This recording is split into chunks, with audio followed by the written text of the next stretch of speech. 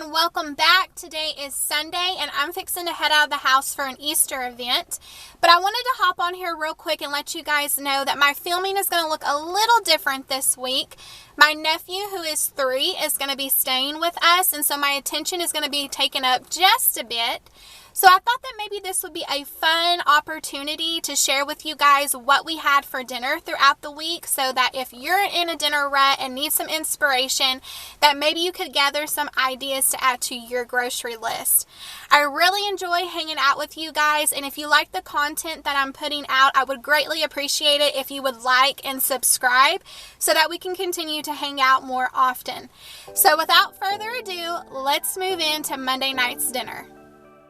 Monday night, we had Philly cheesesteak quesadillas and home fries. I have 4 large russet potatoes here that I already went ahead and scrubbed and washed. And now I'm just getting these cut down into fry shape. From there, I'm going to take all of my potatoes and get them added into a large bowl so that I can add some oil and some seasonings to these. I have some salt, some paprika, some onion powder, as well as garlic powder. I am going to add black pepper to these, but I was struggling just a bit. So after all that's added in, I'm going to go ahead and just toss these and get them moved over to my lined baking sheet. From there, I'm going to pop these into the oven at 400 degrees so they can cook while I work on the rest of the meal. So I'm going to chop up a green bell pepper, and then I'm going to move over and chop up a yellow onion as well. Once I get all of these chopped, I'm going to move them over to my pan and add in a can of white mushrooms and season them with salt and pepper. And then just go ahead and give them a mix and let them cook until they're soft. I had a little bit of leftover roast, so I added that and heated it through. I just moved it over to a burrito-sized tortilla, added some mozzarella cheese, and then I'm going to fold this over, put it back on the pan so that it can toast on both sides.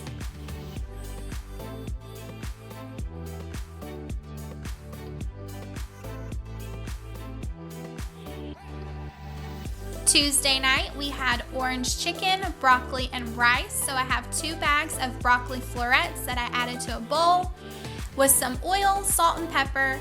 And I'm just going to give these a mix until they're all incorporated. Then I'm going to get them moved over to a lined baking sheet so that I can put these in the oven at 375. They're going to cook while I work on the rest of the meal. For my orange sauce, I have 1 cup of orange marmalade, 1/4 cup of barbecue sauce, and then I just added in some chicken stock until I got the consistency that I was looking for. In a bowl, I'm going to crack 2 eggs and give these a whisk. To my egg mixture, I have 3 chicken breasts that I went ahead and cut up into bite-sized pieces, gave them a mix, and then moved them over to a flour bowl so that I can toss them all in the flour. For my rice, in a skillet, I have a little bit of oil, and I'm adding 1 cup of white rice with some salt, pepper, onion powder, and garlic powder. Then I'm just going to give this a mix until it's all incorporated and let it toast until it's lightly golden brown. Once my rice is browned, I'm going to add 2 cups of chicken stock, give it a little mix, pop the lid on it, reduce the heat to a medium-low, and let this cook for 18 minutes. Once the 18 minutes is up, I'm going to give my rice a fluff, turn the heat off, put the lid back on, and let it stay warm.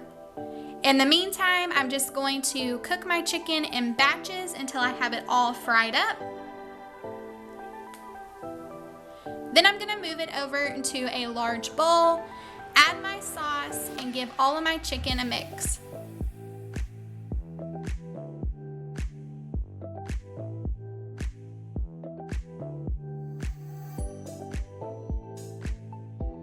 Wednesday night, we had beef enchiladas and Spanish rice. So I have half of a yellow onion here that I'm going to slice and dice. And then I'm going to take about 3/4 of this chopped onion and move it over to a skillet with 1 pound of hamburger meat. I'm going to season this up with salt, pepper, onion powder, garlic powder, paprika, and cumin, and get this mixed together and let it cook until my meat is browned and my onions are soft. In the meantime, while this is cooking, I'm going to start on my tortillas. What I like to do is put a damp paper towel on the bottom of a plate, put my tortillas on top of that, and cover with another damp paper towel. Pop a plate on top of that and get this into the microwave for about 30 seconds until my tortillas are soft and pliable and do not crack on me. In the bottom of a baking dish, I'm going to add 1 can of enchilada sauce and start rolling up my tortillas. Inside of my tortillas, I have that meat mixture as well as some shredded cheese. So I'm going to take a second and get all of these rolled and moved over into my baking dish. Once in my baking dish, I have some of this cheese dip, and I'm going to put a little bit of that on each top of these tortillas and get this all spread out until it is evenly all over the enchiladas. Once I have all of this spread, I'm going to add 1 more can of enchilada sauce and top with some more shredded cheese.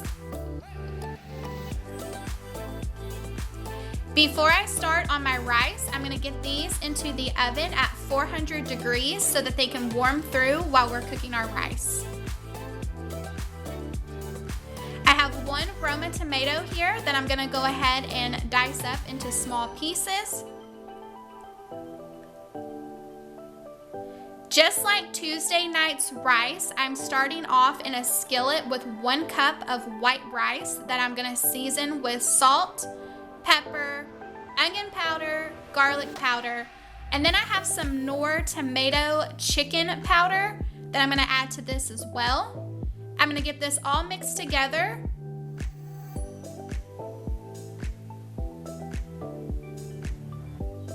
I'm going to add in that Roma tomato that we diced up and that reserved onion and get this all mixed together and let it toast until it is lightly golden brown. Once it is brown, I'm going to add 2 cups of chicken stock, reduce my heat to a medium-low, pop my lid on, and let this cook for 18 minutes.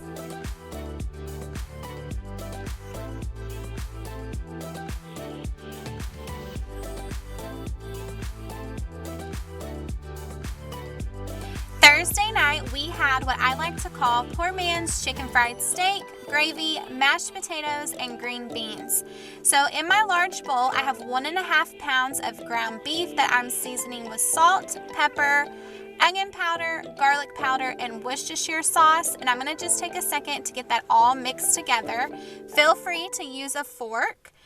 But the reason that I call this poor man's chicken fried steak is because we buy our beef in large quantity and we choose to get about 80% of it in ground beef, so I hardly have cube steak on hand. So after I get this all mixed together, I'm going to take a lined baking sheet with parchment paper and I'm going to smash out 6 patties.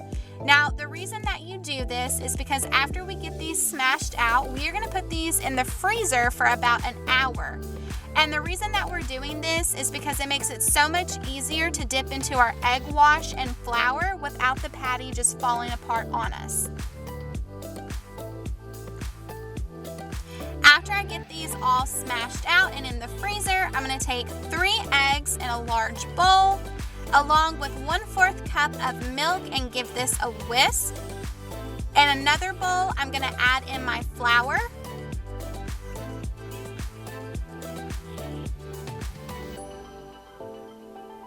I'm going to take my frozen patties and dip them into the flour first, then into the egg wash and back into the flour, and repeat the process until I have all of my patties coated.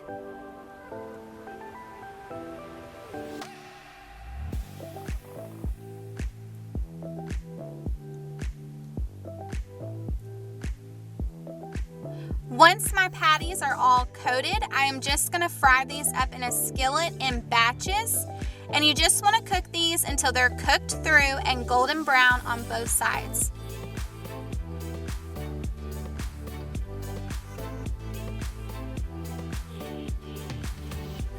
In the meantime, while I'm frying up the other half, I'm going to get started on our sides.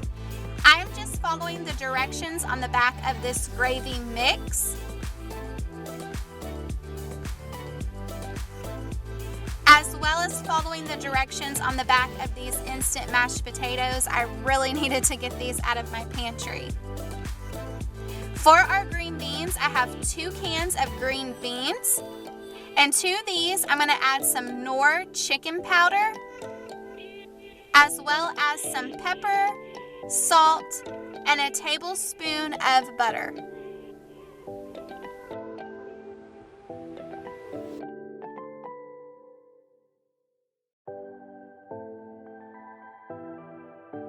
Friday night, we had hoagie subs and home fries, and friends, the fire that has been lit underneath my rear end all week has finally burnt out. We have been clearing land in our backyard that's on the outside of our fence, and I am completely done for. The kiddos have some friends staying the night, so I thought that this would be the perfect idea. I could just lay it all out buffet style. They can make their sandwich, grab and go as they please. I don't have to worry about making plates, so on and so forth. But while I cut these potatoes up, I wanted to share a little story with you guys. When my husband and I first got together, I was trying to be the perfect housewife, and I'm going to put that in air quotes. And I was trying to be so creative with coming up with all of these new recipes for dinner every night. And one time he said to me, well, we can just have sandwiches for dinner. And I said, you cannot have a sandwich for dinner. And I look back on that story and I laugh, because all of these years later, 2 kids in, and I find myself saying, can't you guys just have a sandwich for dinner? It makes me laugh every single time I think about it, because to be so young and naive again. After I have all of those cut up, I'm just going to add them to this bowl with some oil. And tonight I'm going to season these with salt, pepper, onion powder, garlic powder, and I have a little bit of ranch seasoning left over. So I'm going to go ahead and use that up as well.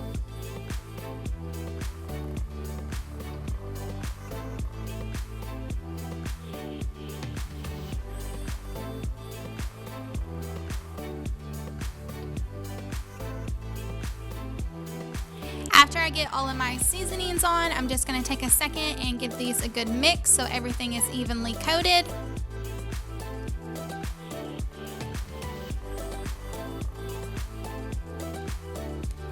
And then you guys know the drill. I'm just going to move them over to a lined baking sheet so that I can put these into the oven.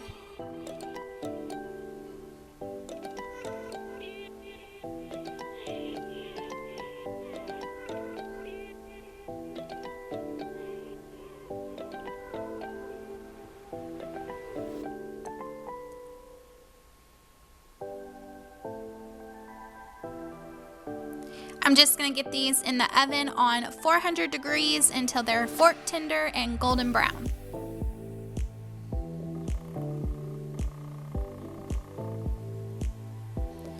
So like I said, I went ahead and I just put everything out buffet style. I cut up a few toppings, put some pickles out, some ranch.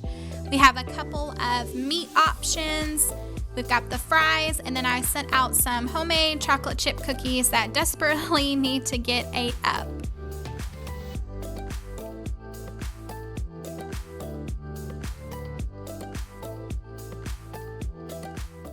Friends, we did it. We basically got it all done, and that is a check for me off of the dinner to-do list every night for the last 5 days.